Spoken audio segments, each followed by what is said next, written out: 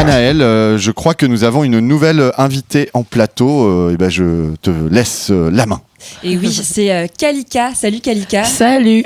Merci beaucoup de venir nous voir. On est ravis de te recevoir sur les radios du réseau Ferrarock. Toi, tu joues ce soir au West Park Festival sur la scène du Fort à partir de minuit 50. Tu viens d'arriver, ça va ?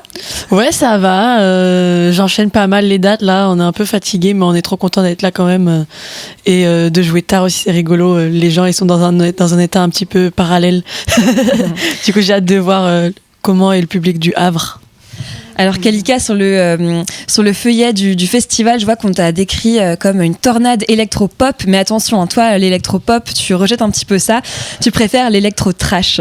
J'aime bien, on va dire que je fais de la pop trash, parce que la pop, c'est le style, je pense, que j'ai le plus écouté depuis que je suis petite, et même maintenant, j'écoute beaucoup de pop, mais en même temps, j'aime pas quand c'est trop lisse et mignon. C'est souvent des trucs un peu où il y a du caractère, où c'est un peu vénère, et comme à chaque fois que je jouais quelque part, que je chantais quelque part, on me disait t'es trash, je me suis dit je vais dire que je fais de la pop trash. Alors trash dans les paroles, sûrement, c'est ce qu'on te disait. En fait, on peut dire en fait, enfin certains disent que c'est transgressif, que tes textes peuvent être transgressifs, alors qu'en soi, si on t'écoute bien, tu parles juste cash. Ouais, moi j'essaye de transformer quand même. Je parle de la réalité, donc elle est trash la réalité, mais j'essaie quand même de la transformer, de rendre ça poétique, mais d'une manière un peu qui change, quoi. C'est-à-dire que je pense qu'on peut faire de la poésie trash. La poésie, c'est pas juste parler de l'orage et des vagues, etc. Je pense que parfois tu peux parler de sexe et rendre ça poétique, même si c'est un peu cru. C'est juste un autre style d'écriture. Et c'est vrai que souvent on dit c'est transgressif, c'est subversif, c'est cru. En fait, c'est la vie, quoi. Genre, c'est juste, il faut s'ouvrir à d'autres styles. Et moi, j'y vais à fond parce que c'est le mien et que je l'assume entièrement. Et justement, ce premier EP, on va en parler, que tu as sorti cette année, Lachodrome, il peut être qualifié de féministe, mais alors féministe un peu malgré tout, puisque finalement, toi, tu voulais parler de tes histoires à toi, et forcément, quand on est une femme, tout est lié autour de c'est forcément lié autour de cette thématique. Et il y a des chansons comme Chaudasse qui parlent du slut shaming, d'autres encore comme Oh là là qui parlent de sexe. Comment est-ce que Comment est-ce que tu as travaillé ce premier EP ? Alors ça a été de manière assez décousue. C'était en 2 temps. Il y a des chansons très anciennes dedans, comme Chaudasse.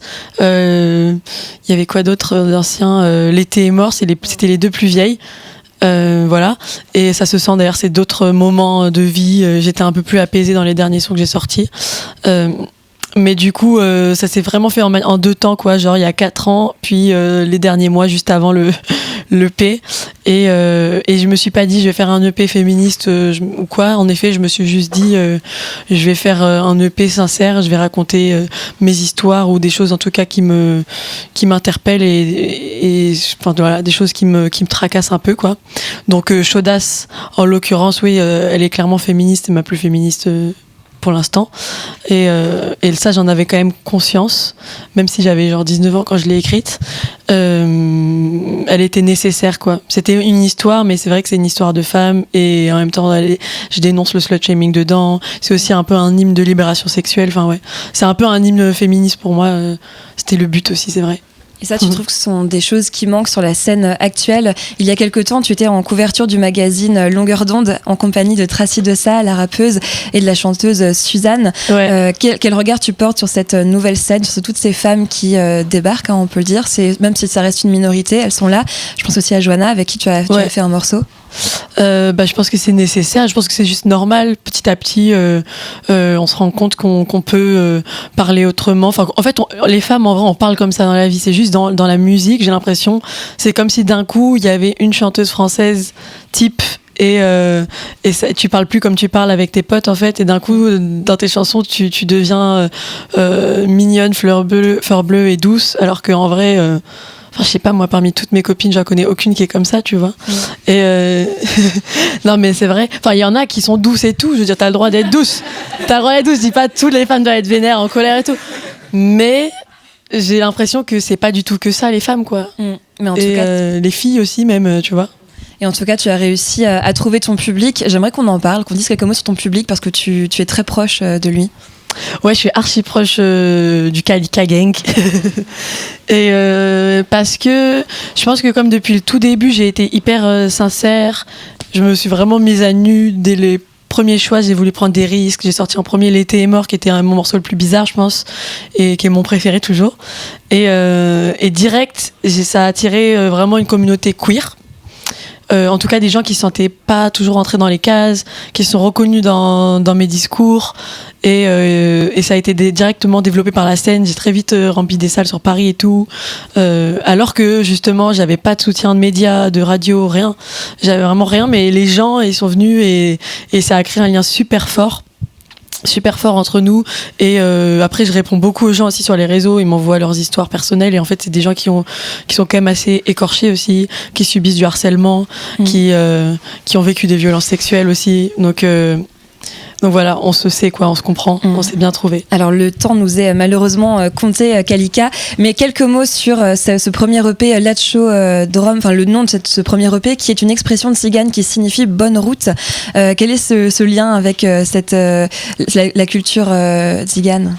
Alors moi je suis pas tzigane, mais en gros j'ai en partie grandi avec ma grand-mère qui elle est italienne, mais elle venait d'une famille de forains. Elle a toujours vécu en caravane, voilà, et elle faisait les marchés, enfin voilà, c'était une femme archi indépendante, et du coup moi j'ai grandi en partie avec elle. Elle m'a beaucoup influencée, et elle avait cette culture manouche parce que du coup elle vivait en caravane, donc il y avait plein d'autres gens en caravane autour d'elle, des gitans et tout, donc moi j'ai un peu évolué dans cet univers là, même si je suis pas gitane, j'en suis quand même un peu imprégnée. Et c'était surtout un clin d'œil aussi à ma grand-mère, parce que j'étais hyper proche d'elle. C'est un peu ma maman, parce que ma mère elle m'a eu à 18 ans, donc c'est ma sœur, c'est un peu bizarre, tout est décalé, mais du coup c'est important pour moi à chaque étape de vie et où je franchis certaines étapes et tout, que ce soit artistiquement ou dans la vie tout court, d'essayer de créer du lien avec elle, pour avoir l'impression qu'elle est quand même un peu là à regarder tout ce que je fais.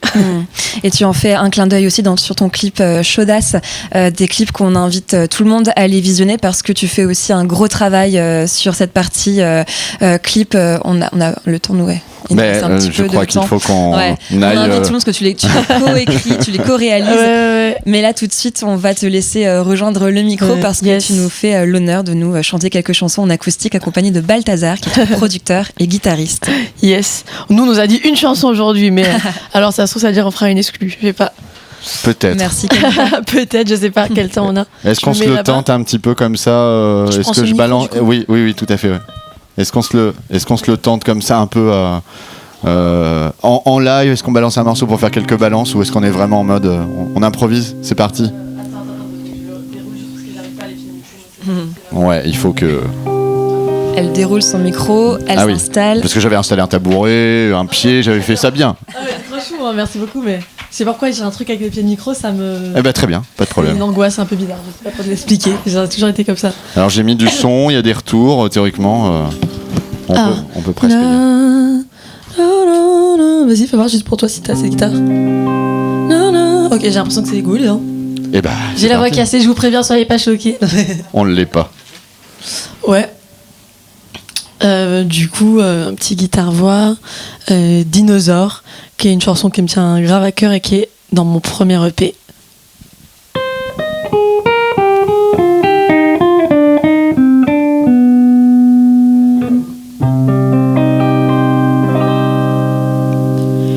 J'ai des rêves de dinosaures qui reviennent encore et encore, des rêves de mon âge d'or, étoiles tyrannosaures qui défonçaient la table, balançaient mon cartable comme si c'était normal, à croire que je suis que dalle. Je me souviens encore de mon tout petit corps, de mon gros vélo jaune et de mon grand trésor que j'appelais papa.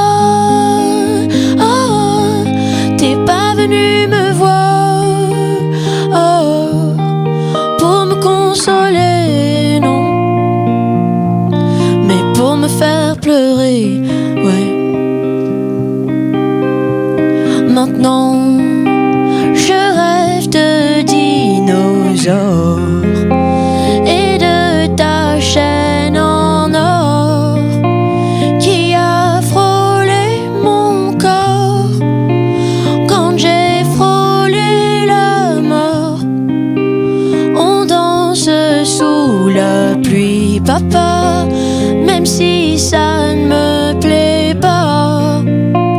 Je suis liée à toi par la marque de tes doigts. Je me souviens encore de mon tout petit corps, de mon gros vélo jaune et de mon grand trésor que j'appelais papa. T'es pas venu me voir pour me consoler, non, mais pour me faire pleurer, ouais.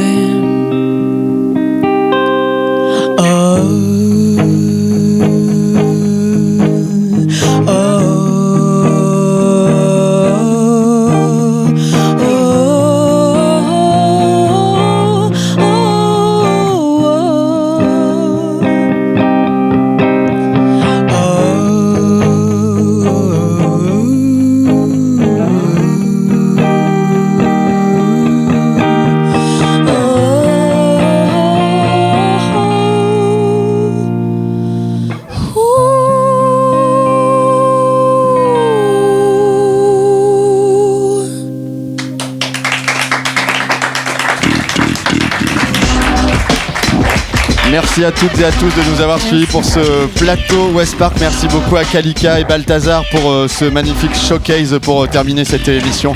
Il nous reste 15 secondes avant de rendre l'antenne. Merci à toutes les radios qui sont venues au sein de ce plateau Ferrarock. Fréquence Mutine, RCV, Radioactive, Westrack, vos hôtes. Merci à la Ferrarock. Et on se donne rendez-vous l'année prochaine pour un nouveau festival West Park. Yes.